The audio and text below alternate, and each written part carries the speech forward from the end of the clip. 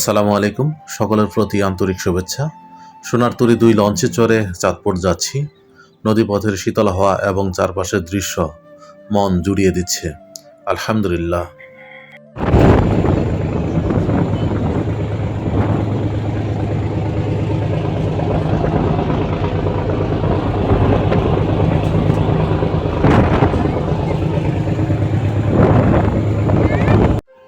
আমি এখন লঞ্চের নিচতলায় রয়েছি। এখনই ঘাটে নামবো। সাথেই থাকুন, দেখতে থাকুন।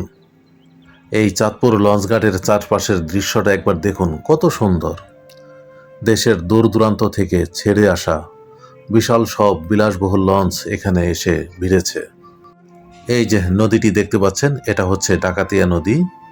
এই ডাকাতিয়া নদীর তীরের এই ব্যস্ত ঘাটের পরিবেশ সত্যি দেখার মতো। চাঁদপুর ইলিশের রাজধানী হিসেবে পরিচিত হলেও পদ্মা, মেঘনা ও ডাকাতিয়ার মোহনায় অবস্থিত এই নৌ টার্মিনালটি বাংলাদেশের অন্যতম প্রধান ও প্রাণবন্ত এক নৌ যোগাযোগ কেন্দ্র।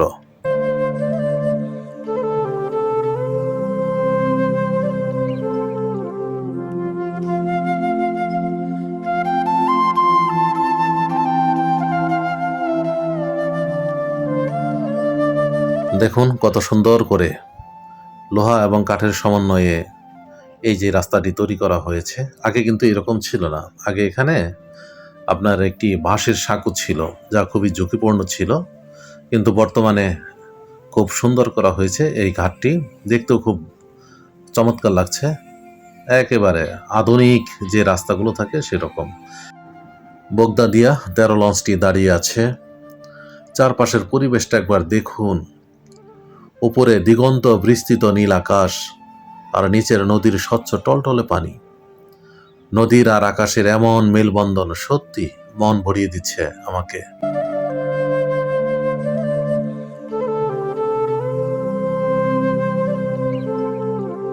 এই ঐতিহ্যবাহী চাঁদপুর লঞ্চঘাট নদীপথের এক দারুণ মিলন মেলা। দেশের বিভিন্ন প্রান্ত থেকে প্রতিদিন অসংখ্য লঞ্চ এসে ভিড়ে এই ঘাটে। এর মধ্যে সবচেয়ে বেশি চলাচল করে ঢাকা সদরঘাট থেকে চাঁদপুর রুটের বিলাসবহুল লঞ্চগুলো। এছাড়াও নারায়ণগঞ্জ, শরীয়তপুর, ভোলা, বরিশাল, পটুয়াখালী, বরগুনা, এমনকি পিরোজপুর ও ঝালকাঠির অসংখ্য লঞ্চ এই ঘাটে থামে কিংবা ঘাট ছুঁয়ে দেশের দক্ষিণ পশ্চিমাঞ্চলের দূর দূরান্তে পাড়ি জমায়।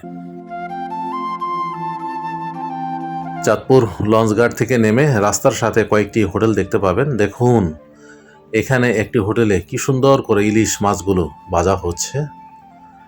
এগুলোর টেস্ট নিতে হবে, আমিও খাবো। সাথে থাকুন, দেখতে থাকুন। আমি এখন চাঁদপুরের মোহনায় রয়েছি।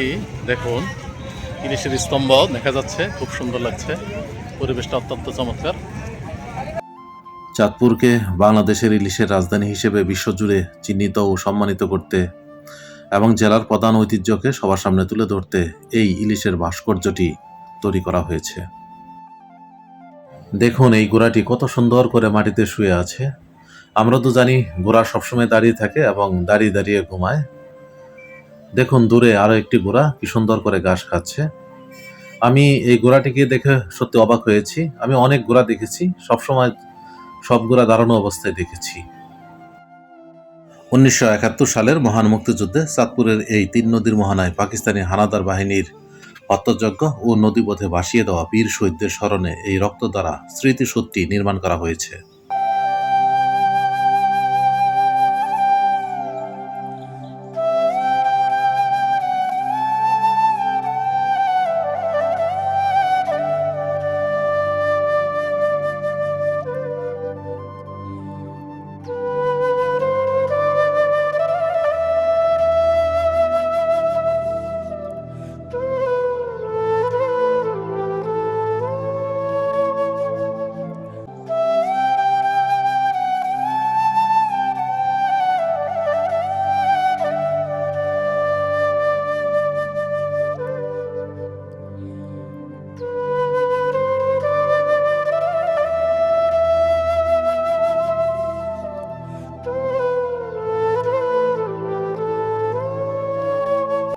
এখানেই পদ্মা, মেঘনা ও ডাকাতিয়া নদী একত্রে মিলিত হয়েছে। দেখুন দুইটি স্পিড বোট কি সুন্দর করে চলছে, প্রচুর ঢেউ নদীতে, বাতাসও প্রচুর আজকে। দেখুন এই ডিঙ্গি নৌকাটি কত সুন্দর করে সাবলীলভাবে নদীর বুক চিরে এগিয়ে যাচ্ছে। আমি এখন একটি ট্রলারের উপরে রয়েছি। দেখুন তিন নদীর মোহনার চারপাশের দৃশ্যটা কত সুন্দর, এক কথায় অবিশ্বাস্য সুন্দর।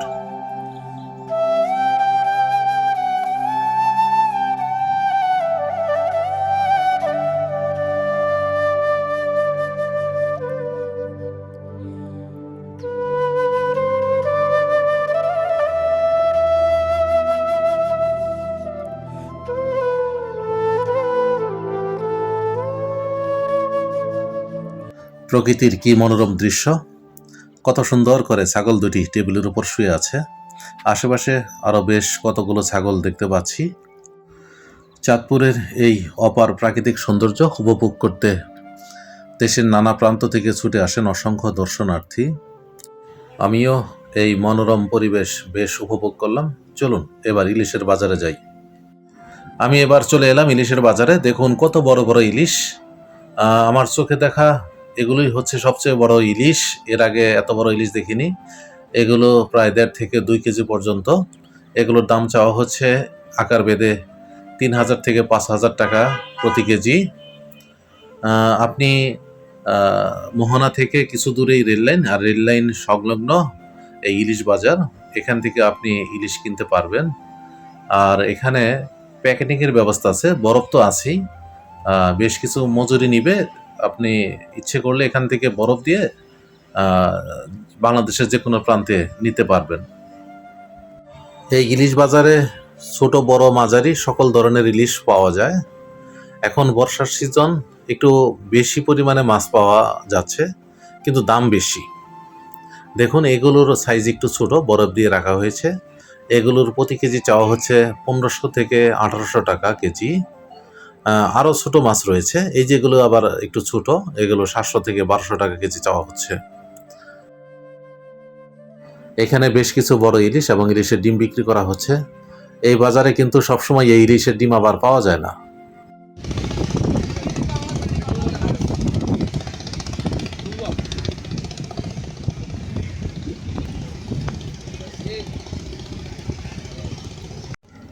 তিন নদীর মোহনার পাড়ে দাঁড়িয়ে নদীর সৌন্দর্য উপভোগ করছি। দেখুন ছোট একটি ডিঙি নৌকা কত সুন্দর করে এগিয়ে চলছে তার গন্তব্যের দিকে। একটু লক্ষ্য করুন, এই যে কালো পানির অংশ এটা হচ্ছে মেঘনা নদীর পানি, আর সাদা পানির অংশ ওটা হচ্ছে পদ্মা নদীর পানি।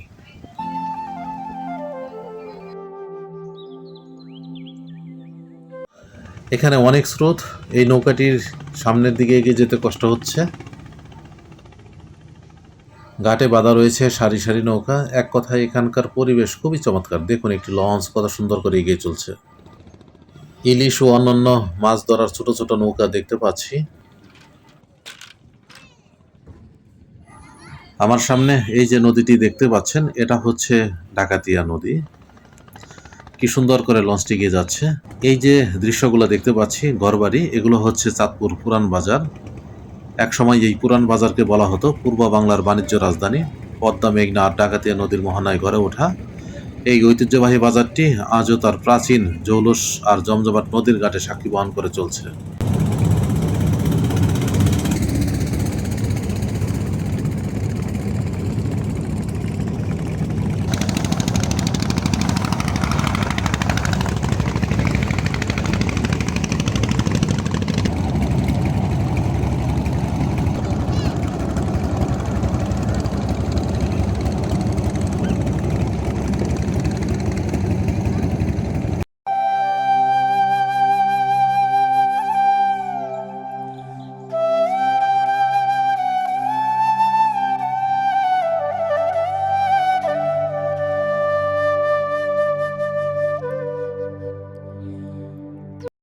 আমি ঐতিহ্যবাহী চাঁদপুর মোহনায় রয়েছি।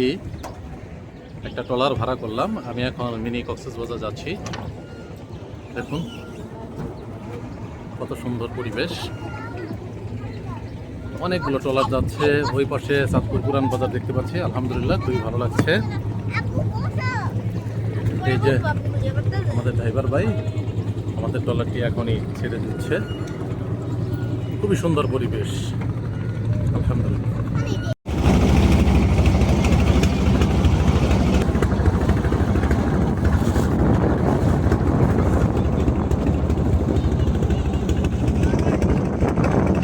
জেলে ভাইয়েরা এই ছোট ছোট নৌকা করে ইলিশ মাছ ধরেন, তারা জাল ফেলেছেন মাছ ধরার জন্য।